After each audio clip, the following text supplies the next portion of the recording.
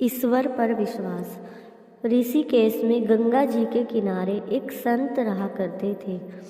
वह जन्मान थे और उनका नित्य का एक नियम था कि वे शाम के समय ऊपर गगनचुंबी पहाड़ों में भ्रमण करने के लिए निकल जाते थे और हरि नाम का संकीर्तन करते जाते। एक दिन उनके एक शिष्य ने उनसे पूछा, बाबा, आप हर रोज इतने ऊंचे ऊंचे पहाड़ों पर भ्रमण हेतु जाते हैं, वहाँ बहुत गहरी गहरी खाइयाँ भी है और आपको आंखों से दिखलाई नहीं देता, क्या आपको डर नहीं लगता अगर कभी पाँव लड़खड़ा गए तो? बाबा ने कुछ नहीं कहा और शाम के समय शिष्य को साथ ले चले। पहाड़ों के मध्य थे तो बाबा ने शिष्य से कहा, जैसे ही कोई गहरी खाई आए तो बताना। दोनों चलते रहे और जैसे ही गहरी खाई आई, बाबा ने कहा, मुझे इसमें धक्का दे दे। अब तो शिष्य इतना सुनते ही सकपका गया। उसने कहा, बाबा, मैं आपको धक्का कैसे दे सकता हूँ? मैं ऐसा हरगिज नहीं कर सकता।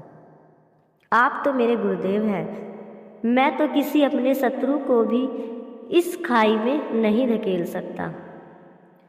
बाबा ने फिर कहा, मैं कहता हूँ कि मुझे इस खाई में धक्का दे दो, यह मेरी आज्ञा है और मेरी आज्ञा की अवहेलना करोगे तो नरकगामी होंगे। शिष्य ने कहा, बाबा, मैं नरक भोग लूँगा मगर आपको हरगिज इस खाई में नहीं धकेल सकता। तब बाबा ने शिष्य से कहा, रे नादान बालक, जब तुझ जैसा एक साधारण प्राणी मुझे खाई में नहीं धकेल सकता तो बता मेरा मालिक भला कैसे मुझे खाई में गिरने देगा? उसे तो सिर्फ गिरे हुए को उबारना आता है, गिरे हुए को उठाना आता है। वह कभी भी किसी को गिरने नहीं देता। वह पल पल हमारे साथ है, बस हमें विश्वास रखना होगा उस पर। जय श्री कृष्ण।